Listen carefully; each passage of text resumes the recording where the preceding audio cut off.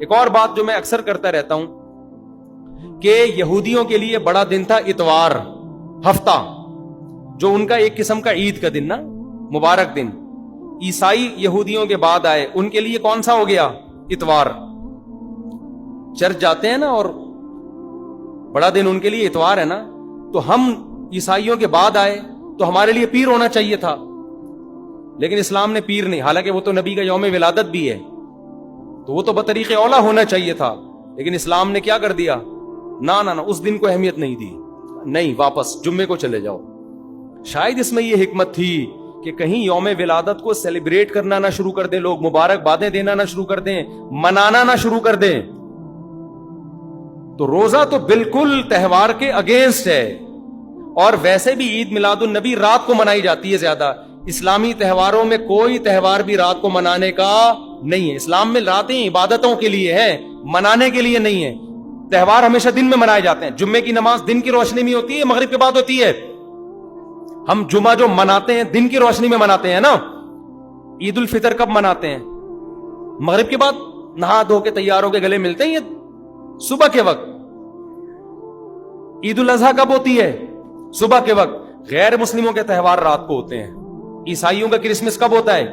رات کو. رات کو سارے آپ عیسائی دیکھ لیں گے وہ چمک دھمک کے جا رہے ہوں گے، اور صحیح ہے نا. اسلام میں تہوار دن میں، رات میں نہیں ہے. راتیں سونے کے لیے یا عبادت کرنے کے. لیلۃ القدر یہ تہوار ہے یا عبادت کی رات ہے؟ یہ دن میں ہے یا رات میں ہے؟ بولو. شب برات 15 شعبان یہ عبادت کی رات ہے یا تہوار ہے؟ اس میں اختلاف ہے علماء کا. جمہور عبادت کے قائل ہیں، تو عبادت کی رات ہے تو عبادت کی ہے نا، لیکن وہ دن میں ہے یا رات میں ہے؟ وہ رات میں ہے. تہوار کب ہوتے ہیں؟ دن میں ہوتے ہیں اسلامی. اور عبادت کی راتیں کون سی ہوتی ہیں؟ وہ رات میں ہوتی ہیں. سمجھتے ہو کہ نہیں سمجھتے ہو؟ عیسائیوں کے ہاں، یہودیوں کے ہاں الٹا ہے. ان کے تہوار کب ہوتے ہیں؟ رات کو. رات میں جشن کرتے ہیں. تو آپ عید میلاد النبی میں چراغاں کر رہے ہو رات میں، منا کب رہے ہو؟ رات میں. یہ تو ویسے ہی عید کا جو اسلام نے کانسیپٹ دیا اس کے بالکل اگینسٹ ہے. یہ یہود و نصارہ کا طریقہ ہے رات میں منانا. اور اس میں ایک حکمت بھی ہے. راتوں میں اگر آپ کو تہواروں کی اجازت دے دی جائے نا، تو راتوں میں اس طرح کی ایکٹیویٹیز سے گناہ کی طرف جانے کا خطرہ زیادہ ہوتا ہے. تبھی عیسائیوں میں کرسمس میں گڑبڑیں بھی بہت ہوتی ہیں، شرابیں بھی پی جاتی ہیں، بہت کچھ ہوتا ہے. اسلام نے صبح صبح اچھے بچوں کی طرح رات کو جلدی سو جاؤ، صبح صبح نہا دھو کے مسجد آؤ، مصلی آؤ، عید ملو، کھاؤ پیو، موج مستی کرو، پتلی گلی سے نکل جاؤ.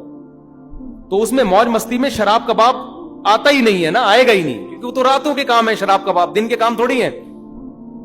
لیکن آپ نے جو عید میلاد النبی کا کانسیپٹ پیش کیا وہ نبی کے عمل کے بھی خلاف. نبی روزہ رکھ رہے ہیں پیر کے دن، اور نبی صلی اللہ علیہ وسلم تہوار منانے کا حکم دے رہے ہیں دن کے وقت میں. آپ نے کہا نہیں رات کو منائیں گے ہم.